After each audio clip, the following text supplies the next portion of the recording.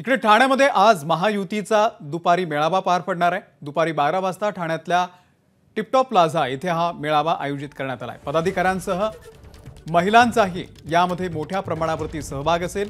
आगामी विधानसभा निवडणुकीच्या पार्श्वभूमीवर पदाधिकाऱ्यांसोबत चर्चा केली जाणार आहे।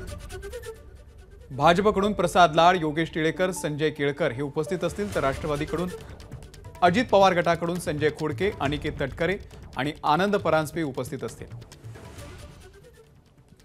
हितेश पांचाळ आपले प्रतिनिधी या संदर्भातले अपडेट देतील। हितेश, या मेळाव्या संदर्भात काय माहिती? नक्कीच आपण जर पाहिलं की आज हा महत्त्वाचा मेळावा असणार आहे महायुतीमध्ये।